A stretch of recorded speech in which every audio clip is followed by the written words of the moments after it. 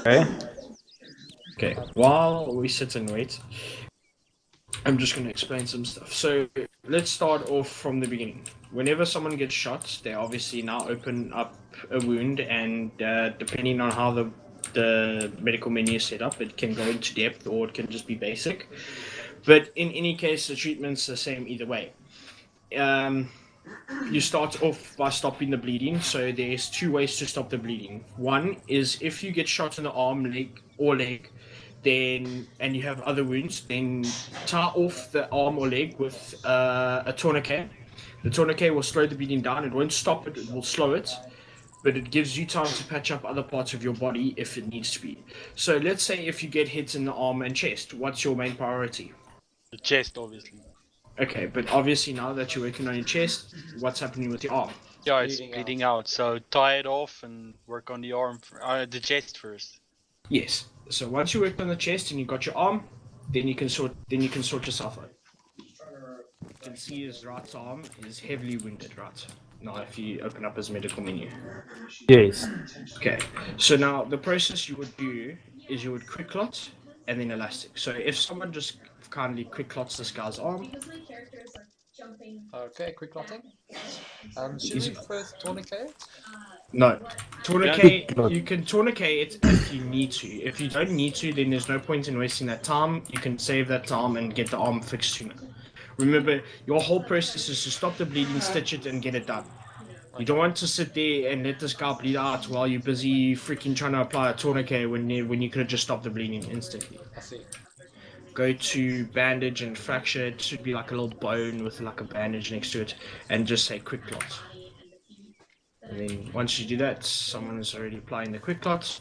You'll hear that whole animation running. You can see now the arm's gone a little bit less red. It's not Yes. ready. Okay. Now you can use an elastic bandage. So if you use an elastic bandage, that should either one, fix the arm to where the point is you can stitch it, or two, means that you still have to use a quick clot. But in Okay. this case, you sort it. Now you see that the arm's blue. Arms blue. All right. Okay, now there's two things you can do. Whenever someone gets shot in the arm or leg, their bones fracture. Now to fix that, you can apply a splint. You can see it under the bandages tab. Someone else can do it. But basically, if you get shot in the arm or leg, you get fractured bone. So if you get shot in the leg, for example, and you start to walk around and try and get to places, you'll find that you'll just limp slowly forward, ever so slightly, and you basically combat ineffective. That's because your bone has been fractured and you need to splint it. Once you splinted it, you'll find that you'll be able to run around normally, be able to climb walls and all that. Same goes for your arm. If you get shot in the arm, you obviously fractured a bone. Sometimes it doesn't always happen, but you fractured a bone and you need to splint it. If you don't splint it, you'll find that you're going to shoot off in every direction besides where you wanted to shoot at, because you can't hold your gun while you've got a broken arm. Hello.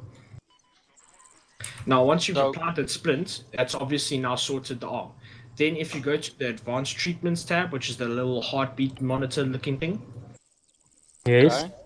go there, you can see now you can use a surgical kit. So in this case, the surgical kit will not take so long to use, so stitching them won't take forever, but in case, and I'll show you just now, but whenever someone takes a heavy amount of wounds, and let's say their whole body's gone red, but you somehow manage to recover him and he's all blue all over, it will take, and you start stitching, you'll see that the bar will take forever to reach to the end. The reason for that is because he's got multiple wounds. So come on guys, think about it. Okay. Yeah, that makes sense. So now if someone's kindly starts stitching into this guy's arm, Stitching. you'll see that it won't take so long, and just remember how long this takes, or just roughly how long this takes compared to someone that we're going to test on just now. Okay, finish. Okay, so now he's fully sorted. He's obviously, this guy's dead. It will be a lot more advanced when you start doing it to each other, and that's what I'm going to do just now. But now this guy would now be in one of two situations. One, he was alive while you were working on him, so he was still combat effective, but he was pinned because of certain wounds. So then you could have sorted him. Or 2, he got shot down so much that he can't get up by himself. So obviously you would go through this whole process, stopping the bleeding, make sure that the wounds don't open up, because that's what we just did. And after that, you can start looking at his pulses in that. So if you go to the little tab that says examine patient with the little magnifying glass and the person inside of it. Oh, yes, yeah. Okay, so you see that there's a thing called check pulse, check blood pressure, and check response. Yes. Okay, if you check the pulse, this guy will be dead, so it won't show anything, so it won't find a heart rate. This does happen, and the person can still be alive, so just remember that. The person is not dead until you can body bag them. So in this case, you can body bag this person, but we're not going to body bag him. So let's just say, for example's sake, if you check his blood pressure or heart rate, check his pulse or heart rate, it's like 20. Then what you would do is you'll stick him with an epinephrine, because that will then bring his heart rate up. Because on average, you want to keep the heart rate to 40 to 45. That's the average you want to keep it at. When you start off, you'll notice, like, okay, you can examine each other, but if you check your pulse or you can check your own pulse, you'll see that you've got a heart rate of 80 or something like that. Yeah. You want to keep it roughly around there, or 40 to 45 if you're in combat and the guy's been shot to shit. Because there's no way you're going to get it back up to 80 without either 1, wasting all your medical supplies to get there, or 2, he's going to just get shot later. So just keep it on an average, that he's still able to fight and get through the situation. Okay. Okay. Now, if he has a high heart rate, let's say it's like 110, or if he's in pain, you would use a morphine. But and this is where it's going to become important now. Let's say he has a heart rate that is normal, or let's say he has a high heart rate of like 110, but he's not in pain. Would you really use that morphine? No, he's probably been running or something. Yeah. But his heart rate won't go down. So this is where those other 2 other auto injectors come into play, the andesine and the other 2 ones, the ones that I was said earlier, the atropine and the andesine. Yes. That counteracts the epinephrine. Both of them do the exact same thing, just one is a little bit more effective than the other, I believe. I'm not 100% sure. But that does the exact same thing, but doesn't get rid of pain. So, okay, what I do to remember this, and I rarely use the andesine and the other 2 ones, and that's why I can't remember them. But in short, the ones that you mostly want to keep in mind is the epinephrine and the morphine. If the guy's in pain and he has a low heart rate, stick him with an epinephrine and wait like a minute, and then stick him with a morphine. Because if you stick him with a morphine and he's got a low heart rate, you're just going to killing him more. Okay, it makes sense. Question? Okay. Yeah. So morphine brings the heart rate down. Does epi bring the heart rate up? Yes. Okay, so if he's fainted, you're going to give him epi. That's what brings the heart rate up. In theory, yes, but there's another thing that you have to cover now. Sometimes it's not always his heart rate that's going to be what takes him down. If you go to the next tab, which is your blood pressure, you'll see that it says you'll find a blood pressure of 0 over 0. Now that, because this guy's dead, won't have a blood pressure. But if you examine your friend, let's just examine this guy next to me, you'll see that he has a heart rate of 120 over 80. Roughly, you want to keep it around 100 over 80, somewhere in those numbers. Sometimes you'll find that it'd be like 80 over 80. If it is low, let's say like it's 60 over 42, what you'll do is you'll go to the tab advanced treatments and you'll give him saline, blood, or plasma. Because blood pressure is the amount of blood he has in the system.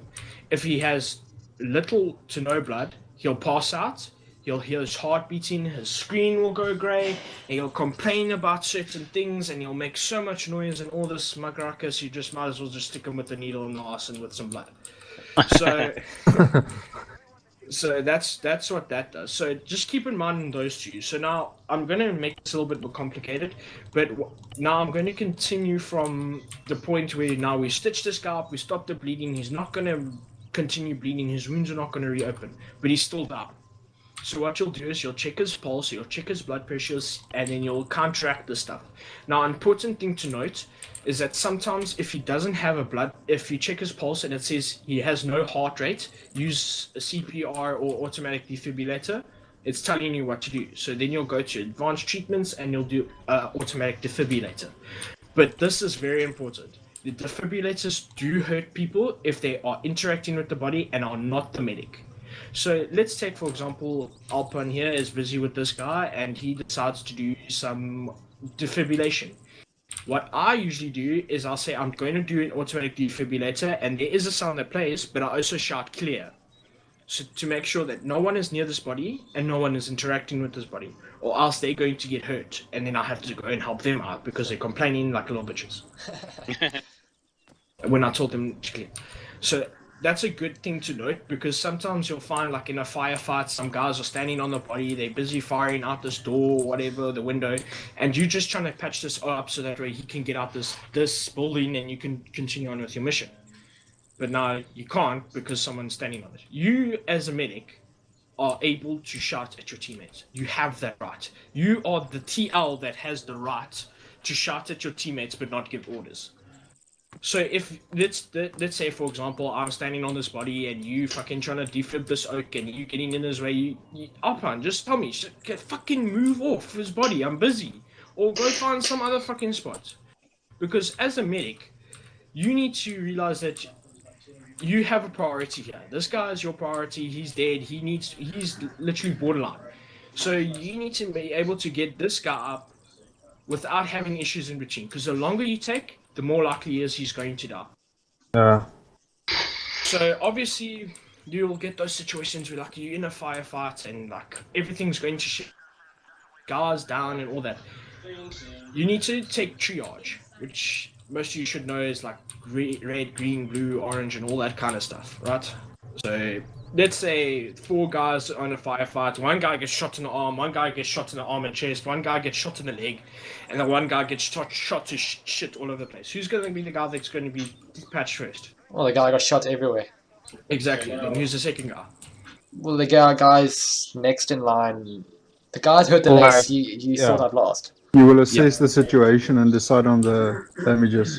Exactly. So there's a thing that's very important, and a lot of you may realize this, but when we play medic, you'll notice, like even now, most of the medical supplies are in the backpack. And the reason we do that is because you, as a rifleman, you can access this backpack and grab whatever you need.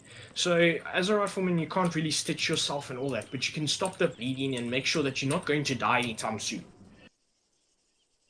You can skip that whole middleman for the medic in itself. So keep that also in mind, because you don't want you as a medic. You really want someone who's got shot in the arm screaming at you like, I need a morphine, I'm fucking bleeding, while you got this guy dying in front of you who needs the medicine more. Just tell him, look in your backpack, because that's why we keep it there, so you guys can grab the stuff. But just also keep in mind that sometimes they'll say they need a morphine, but they don't check their pulse. So now they take this morphine, and all of a sudden they're on the floor, like they can't do anything, and they'll be like, I fucking told you. Just remember, they have to check their pulse. This whole advanced medical thing is not meant to make it easy for your life. It's supposed to make it hard and interesting. It's supposed to make you swear at your computer screen. That's what it's supposed to do. So now that I've gone through that whole rant, and hopefully you got something in, now we got to that whole thing where you CPR the oak and all that. Just to note with the CPR, if you are in a firefight and you still waiting for like liquids to go in, because you have to get a certain standard before you can bring a guy back to life, and I'll get into a little bit that later when we do actual reviving. So make sure that there is a standard. When the CPR just keeps him alive for now. It keeps that heart and blood pressure going. If you don't CPR the person often and he's receiving liquids and that, it won't keep him alive. You have to keep CPRing him because you have to keep it in play, to say. You have to keep getting oxygen to the brain, particularly. Yes, exactly. That's all covered. That should be the standard of trying to get a guy from fuck to hero in a couple of minutes. So I don't know if you guys have questions or if I just explained really shit. Okay, I've got a question. Yeah. Where's the defibrillator? Okay, The defibrillator button is an under advanced treatments. We can't do it for this guy at the moment because he's dead. It won't show up if he's Okay. dead. All right. So, does anyone want to be a kind demonstration for people? Can I ask a question? Okay, I no, will okay, no. be one. Okay, questions first. Sorry. Yeah, so No problem. question, when you check the blood pressure, normal blood pressure is 120 over 80. So there's two questions. So first, what does 120 over 80 mean? Like, what does 80 mean? What does 120 mean? Okay, okay, yeah. So just to explain that quickly, in any medical, in real life and in armor, this medical treatment is supposed to be accurate as possible. So now, blood pressure, if you go for any of you donated blood, No. have you been to hospital before? Yeah. Yeah. Okay, so you know that whole thing they put on your arm and they pump this thing up and it like pulls your arm in and you're like, oh fuck, this thing's so sore. Yeah. Yeah. That is your blood pressure, and usually what they'll say it's like 128 over like 90 or something like that. Your blood pressure is how much. If I had to explain, it's how fast your blood is pumping from your heart back to your heart. So Okay. the first one is basically how fast it's coming out, and the second one is how fast it's coming back in. Now, obviously, Okay. be a bit slower than coming out. But the reason they also do that number thing is, and I just learned this recently, is because they use a measuring system that requires mercury. And the reason why they do something over another thing is because of the mercury level in your blood. So it's really complicated, and that's why I say if you're going to do medical, just remember that there's basics to the thing. And it's very simple to just keep in mind what the standard is and what under is and what's over. So just keep it around like 100 over. That's okay. From 80 to like 120 is standard, and then for the bottom one it should be like 60 to like 90. That should be like the standard. You shouldn't go anything lower or anything higher. But you'll see it will come into play. Okay, at what point will you faint due to loss of blood? So how low will your blood pressure be until... Okay, at what point? Whenever you lose blood, you'll notice that it will come in stages. If you continue to bleed out, the more blood you lose. So, I can't tell you the exact amounts of blood that you'll lose before you faint, but you'll see the signs before it. So, like, let's say you get shot and you keep on bleeding, you're not trying to patch yourself. You'll see your screen will start to go grey and you won't see colors. Yeah. And then eventually, in your ears, you'll hear your heartbeat slow, like a doo-doo, doo-doo, doo-doo. Yeah. That means your heartbeat is slowing down, and that means you're losing blood. Again, you'll see more little things in that will do it in the future. Whenever studies in that will, in the medical menu, there'll be like a thing, the overview side. You'll see that it will say lost a lot of blood or kind of something like that. That will show up, and it will obviously give you keys. But usually, if someone faints, it's because the amount of blood they've lost is less than the amount of blood they received during combat. So again, it's like adrenaline. You in a firefight, you get shot in the leg, you pass out maybe for like 2 seconds, you come back, you start shooting again, and you get shot in the leg, pass out, come back. You'll keep going in that cycle until you lose too much blood. And by the time you start grayscaling, you should already start going to your medic, because that's the borderline. Borderline is maybe if you start grayscaling, you'll be there for another, I'd say 10 minutes before you pass out. Maybe you can be longer if you stop the bleeding and you can stabilize yourself. But it's as soon as the guy starts grayscaling, look at him, make sure he's got the right amount of liquids in him, saline, maybe give him 1,000, see how he feels. If you can see and fight, then leave him to it. There's no point in wasting medical supplies. So try not to heal this oak to like 110 capacity. You heal him to like the point where you can fight again, and then if he survives the fight, then he survives the fight. You can still go back to base and say hello to the nurse and just house it and all that to the doctor. You're not healing the oak so that way you can go 110%. You're healing the oak so that way you can get the mission done and get home safely. Okay. Understandable. Okay. Any other questions? yeah, one more. Heart rate, at how low must it go until the guy faints due to low heart rate? Heart rate is a little bit easier one to understand. As long as he has a heart rate, he will go on. But once he reaches a heart rate of, I would say, 20, his heart, you'll hear that heartbeat, do, and then you'll just randomly flop over whenever he loses his heart rate. Okay. Because it's Okay. the passing out thing is one of two things: blood pressure or actually three things. It's blood pressure, heart rate, or trauma from an engagement. Like sometimes you'll see like whenever you're in a firefight, you'll be like shooting, and you get shot in the leg. You'll pass out. You'll be like, how did I pass out? And then you wake up again like 2 seconds later. That's just blunt force trauma. It's basically getting knocked off your feet and then coming back to you. That just happens. It's combat. Okay. Now, that's what I was going to say. Never mind. Any other questions? No. Well, I will be an example. Yes. Okay. So if you don't mind standing like... I'm friendly! Ceasefire! Okay, now you see he's passed out. Now, if he was wearing a vest, he would obviously not go down so easily. So now you see he's woken up. He's woken up, but he's still bleeding. That was a blunt force trauma of the engagement. So now I'm going to keep shooting you. Don't worry. So now I'm going to shoot him in the leg. Jesus, what the hell is wrong with you? Still has... yeah. I'm going to shoot him in the arm. What the fuck? Stop it! Still upright. So now, if you look at his medical menu, you can see 3 of his limbs and his core is all red. Yep. So now I'm going to shoot him in the chest again. Hey, fucking watch it, man! He's passed out. So now this is the stage where obviously people would get to and they would be fucked. So now you'll start the whole treatment process. So now I wanted to see how you guys do. So get into this menu. He's dying, so don't try and take too long. Don't check his blood pressure, see how it's dropping, but now start bandaging him. So go to bandages and fractures, tourniquet arms, legs, work on chest, but obviously keep calling out what you're doing. Tell the person that you are with what limb you're doing and what you're applying, because you need to talk to this oak while he's down. Okay, his limbs are tourniqueted. Got that. Yeah. Clotting torso. There we go. He has no clue I'll what's quick happening. clot his leg. He's in a black void. So sometimes you'll see when I play medic, I'm talking bullshit to the oak. So I'll be like, Quick clot to chest. yeah. So I'll keep telling the person what I'm doing, and I'll be like, okay, Stay quick there, clotting stay chest, elastic bandaging, and then I'll be like, okay, cool. Have you been checked before?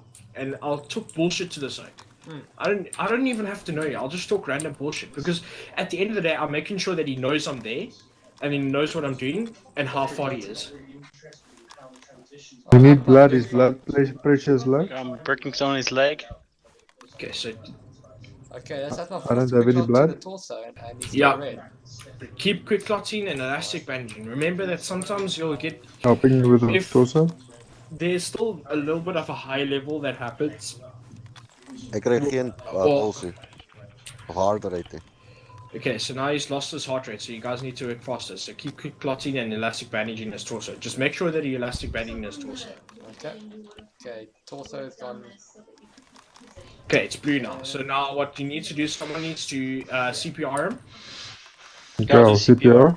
So keep him alive, make sure that he's Remember kept to say alive. stand clear? Yeah, No, not- after you use the defib. Oh, Only sorry. When you use the defib, yeah, not for CPR. Let's see now, medical menu. Okay, everything Vraag is is- blue. Checking his pulse. Is defib voor of CPR? He has Okay, a good heart so- rate of 80. No, Okay, Okay, now so- now that you've CPR him, stitch him so you make sure the wounds do not open, because they can still open while they're not stitched. Blue just means that he's stabilized. Doesn't I'm mean stitching he's his leg. safe.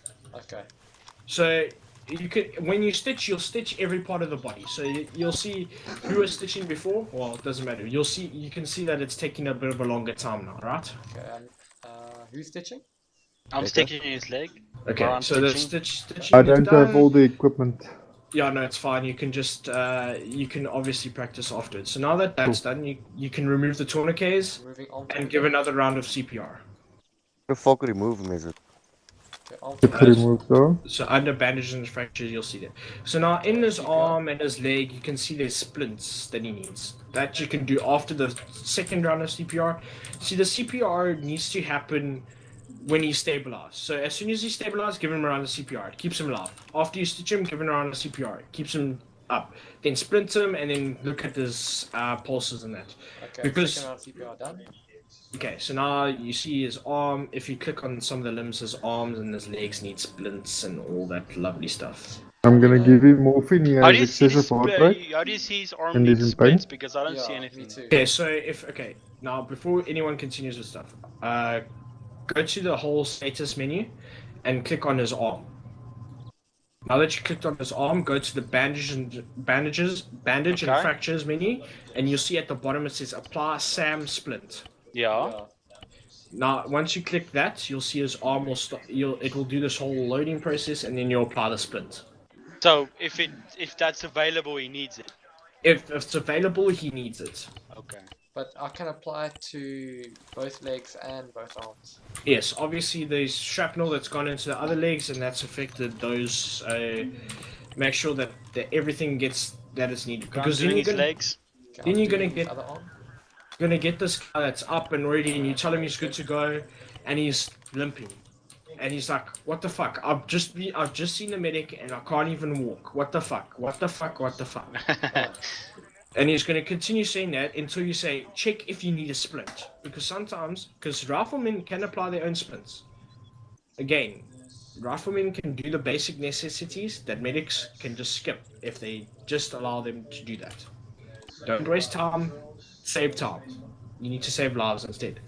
So now you see if we His check heart rate's high, so he needs morphine. No. So if you check his heart rate, it is 125. Yes, he needs a morphine. But Yeah, I he's was not in someone- pain.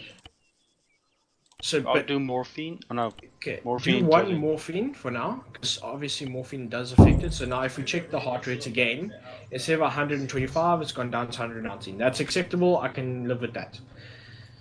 All perfect. But now the issue is his blood pressure. You can see it's 62 over 42. Yeah. So now go to advanced treatments. Make sure you've got an arm or leg selected, because you can't do the chest or head. And say give a saline. So someone just give him 1,000 saline for now. Okay, transferring. Sorry, Alpine. I'll make sure you get up soon, eh? And then I'll eventually get a demonstration on someone else. Okay, so now you see at the overview menu, you see there's a receiving RV. This was like has been like a really figuring out as like this kind of shot, and like once I realized, Okay, you see that there's 1,000 there, and it's going to keep going down. That's what's going into him at the moment. So make sure if this person is receiving, make sure that all of it goes in before you bring this guy to life. So in any case, his blood pressure should come up. But another quick thing that I want to show you is at the bottom of the screen, you can see two things. You can see that there's an activity log and a quick view. So Yeah. the activity log is basically everything that's been done. Given him an IV, morphine injected, splint to leg, arm. So this is universal. So if this guy goes down randomly, and you the person right by him, you can check that activity log to see what he's received and to see what he needs. Obviously, if he's receiving blood, then you just have to let it happen and give him CPR so that way he stays alive. Okay. So that's just like a basic thing that like you can see what's happened to him and you can see what's the issue here. Then the quick view is basically that little view that you can see what people. So if someone says check his heart rate and you're a medic while you're busy stitching stuff, you can see what this heart rate was the last time this person checked and all that kind of stuff. So you can see the little history that he's had of like blood pressure and heart rate and all that. So again, to see those little errors that maybe that you've picked up or something, like you can see his heart rate was like 43 10 minutes ago, now it's like 20. So now you know you have to give him an epinephrine. It's just something you can see as medic can look at while he's stitching people, just to, while he's not stitching, while he's like applying tourniquets and that, just to give a little heads up in that. So now that that blood's going in, you can keep checking. Let's check his blood pressure once more. I'll keep on with CPR. Yeah, keep CPR in him. Obviously, in a combat situation, you don't have to do it so often. Even now, you don't have to do it so often. Because once he's stabilized and he's receiving liquids, you just have to let him receive the liquids and come back to himself. Because to get a person up, he has to either one, have a heart rate and a stable blood pressure, and not be in pain. Those are the three things that need to happen. So as you can see, he's not responsive. The reason for that is he's down. There's no point, you can understand that. He's not going to respond. Just to make sure that he's fixed up. This one's not finished. Yeah, you can stack the saline. So Okay. as you go on with medical stuff, you can see like, oh shit, this guy's like lost his heart rate's like 20 over 40. He's definitely going to need a lot of blood. So instead of wasting your time and like every 10 minutes, oh, 1,000 blood's gone. Okay, let's put another 1,000. Put like 3,000 liters in, and then come back when he's received all 3,000, because you can see how slowly it's going into him. Okay. So now, Yeah. Question. Hmm? So Yep. what's the advantage saline has over blood? saline. Yeah. The thing is, okay, to put it this way, in advanced medical, blood is your second most best thing to use. Plasma is your least, and saline is your best. Saline, the reason we use saline is because in reality, saline is actually used in hospitals and that because it's a bit thicker. And Okay. the reason for that is that your blood, to have a thicker liquid in your bloodstream means that it slows your heart rate down a bit as well, so it stabilizes you, as well as it also it fills those gaps where blood is supposed to be. So to put it this way, if we had to inject 1,000 saline into him, it would be the equivalent of what 1,500 blood and Okay. then 2,000 plasma. So it's just the size of it. So we usually use saline because it's a little bit lighter, and as well as it takes up more space in your bloodstream. It's just also it depends on your preference really. If you want to use blood, you can use blood. Okay. Uh, Saline? I believe that there is an advanced kind of measure for this where you have to check the blood type that it is. So if we Oh, just sure. we don't use that, and I think that would become a lot more complicated. So if you go to like let's go to his torso. No, sorry. Wait, where's his dog tag? Or if you can interact with his dog tag, you'll see on the dog tag it will tell the blood type. Huh. And obviously you would have to remember that for each player, and it will change, and so you don't have to worry about that stuff. That stuff you don't have to worry about. Just for now, just remember saline is the base, blood is second, and then third is plasma. Okay. So I we don't, also read somewhere that on some servers, blood can spoil if it's yes. not in a crate or something. Yeah, we don't run that as well, mostly because most of the operations we both do the same way. We really don't have time to stop and just like resupply every 5 minutes because blood spoils or something like that. We're trying to be accurate as possible, but trying to be time wise as possible. So there's certain things that are realistic and certain things that aren't. But it's a shortfall. For now, just remember saline is the best, blood, and then plasma. I've rarely used plasma. I don't prefer it. I prefer saline and then blood. Even if it means that I have to take 300 packets of 500 ml blood compared to thousands plasma. So Okay. any other questions? Nope. Nope. Okay, so now that if we check Alpine again, you can see that it's on the side there, it says that there's still lots of blood, but you can see it's starting to get to normal. So the normal should be around about 100 over 80. So after he's received this, he should be sorted. So Ooh. in essence now, you girls can do advanced medical. You know the whole process from start to finish, and on top of that, you also know some little cues in that. So to put it this way, whenever you're in a fire team, not all of you are going to be medics. So now I just want to do a little bit of role play. So what I want is someone to take up a medic role, the rest of you take up rifleman roles. No Pacifics needed, just a rifleman and a medic. That's all. Can I take the medic, please? Okay, so Sure. the rest of you will be riflemen. So in a squad, let's say again Alpine gets shot and okay, so like guys just like spread out like you would normally in like a V formation or whatever. Okay, now let's put in this situation. Alpine, you stay there. Now combats come from that side, and the combat's over. Well, everyone's had their whole kabam and shot you. Shit, maybe got shot. So now Alpine lie on the ground. You got shot in the head. You got shot in the chest, arms, everything. You've been fucked up. So lie on the ground. Okay. So you're gonna be the guy that's gonna be top medic's priority. Man here gets shot in the arm and maybe the leg. You can stay crouched and just be like keeping up security while checking yourself. You will be the TL that stayed at the back and was like, okay, I'm just going to overview the situation. So you're perfectly healthy. You've laid down some covering fire and you helped your team out pretty well.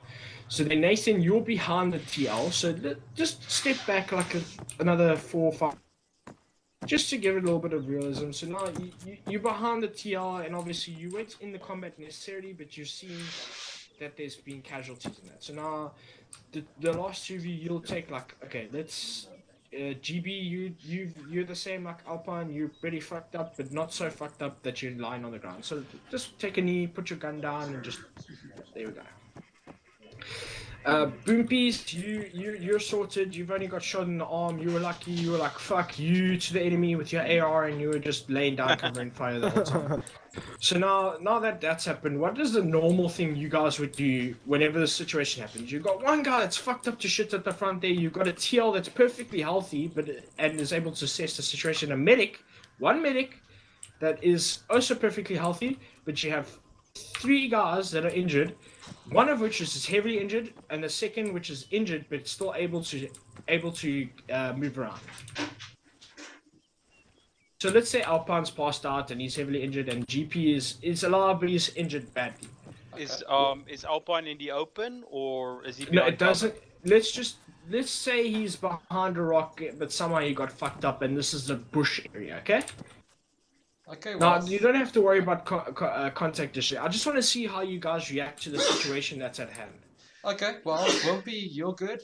Team leader, you're good. So team leader, you're on Overwatch while I sort to these guys. Wimpy, you help out GB over there. See if you can patch him up and keep him stable. I'm going straight to Alpine because he's the worst in shape. Batman, just hang tight. That was really good. As a medic, you actually need to talk to your team. Now, obviously, in more combat situations, and they're still opening fire and that, the TL will have the last decision. You cannot move without the TL knowing what you're doing. So let's say I'll play Jora and I tell the TL, look, I got to get to Alpine. He's bleeding out. The rest of you guys are still sorted. You've got 2 guys keeping Overwatch, and you got 1 guy checking out the guy that's pretty fucked up but still moving.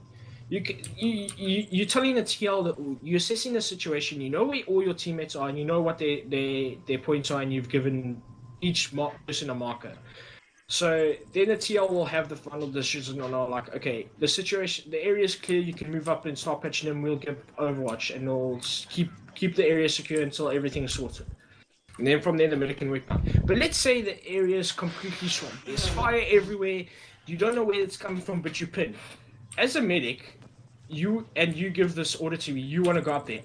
If I'm the TL, I would have said, go fuck yourself. You go to the back even more. Because the reason for that is that if you get shot, you are the only medic closest to your team who knows where all your teammates are and should roughly know where they are. Is this TL going to send you into the front line to say, go look, get that one guy? No, because if you go down, who's going to help you? No, exactly. So, as I said just now in the TS, a good medic is a medic that's able to keep himself alive. That's your top priority. So 50% of a medic's basic requirements is keeping himself alive. Huh. So if you can keep yourself alive, that's 50% of your drop down. The other 50% comes along when you have to patch up people, and that's the easy part. You guys can just tune each other thick and and you're going to lose people. It happens. It depends on the situation at hand. So now, let's keep that idea. It's heavy covering fire. And you told the TL what's happening. Now, I want to see what the reaction is from the TL and the rest of the squad to do. So, you've relayed the orders, you're standing where you are, you told the TL what's happening, there's still some incoming fire. What do you do? Someone should probably get him behind better cover so we can work on him in a safe place. Okay, medic. Yeah. Stand. Fall back. Batman. Copy. I'll fire along with Wimpy's. GB, if you can fall back as well. Batman, if you can grab Alpine, drag him to cover. Beautiful. That's absolutely beautiful. As a team, fight between I want to help and the fact that I need to survive. So, in a medic role, you need to, again, look at the situation a bit more passive. You need to be that guy that's more of a coward than your team. Because you should, in fact, in overall, you shouldn't be that guy that you should be the guy at the end of the mission to have like 6 extra clips in your backpack because you haven't fired a single shot. In essence, you shouldn't see combat. You should see the aftermath of combat. The rifleman should be the one taking up the fronts and the AR and all that. So it's a constant fight between where you should be and where you shouldn't be, and your talking to your team. So I'm very happy that you guys decided, okay, medic talked to TL. TL assessed the situation, saw where all his teammates are, and then he said and he kind of remembered what the situation was between how this guy is compared to that guy. He knew Alpine was fucked up, and GB was also fucked up as able to move. He told GP to get the fuck out the area, Boompies and himself to provide covering fire while Batman grabs Alpine and start falling back. That's very great strategy there. Because in overall, you're thinking about the team's health overall. Remember, if the medic goes down, you combat ineffective completely. Because if you move forward and you're in combat and this guy goes down, let's say Batman goes down and the medic goes down and Alpine goes down, you're not going to have much support and you're not going to have much firepower. Yeah, no, Okay, at definitely. this moment I'm hearing a hard speed. Okay, so I'm hearing it too from you. Too much blood. Let's check. Yeah, you got a little bit too much blood. Sometimes you do hear your heartbeat go, so let's just check your heart rate. That might be an issue as well. It's sitting around about 50, so you should be sorted. But in any case, just to get rid of that heartbeat.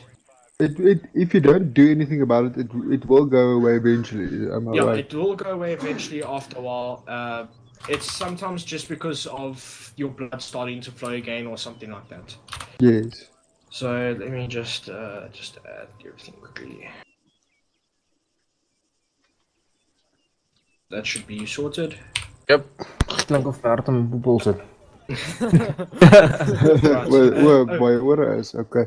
Another thing that I should Insane, point right? out, whenever you lose too much blood, you'll notice that your stamina will drop quicker. Now, as soon as you regain that blood, not necessarily you'll regain that stamina as quick, but your stamina will start to slowly, bit faster in a normal sense, start to raise up. So just remember that. So don't try and be a hero that has got no blood and try and run across the street hoping to make it. You're not going to make it because you're going to get shot, which is going to cause more bleeding, and your stamina is just going to get more fucked. And at the end of the day, you're going to be that guy laying on the floor, unable In the middle to of shoot, the road. in the middle of the road, trying to shoot down the street and hitting nothing but the walls behind the enemy because you can't even aim straight. So again, I'm trying to get this mentality of like, this is not, you can't be a hero with advanced medic. You can't be that guy that goes like, okay, I'm just gonna run across the street, shoot like 3 oaks, get shot in the head, and then come back and it's all sorted. It's not gonna happen. The AI will fuck you up. That's what they are meant to do.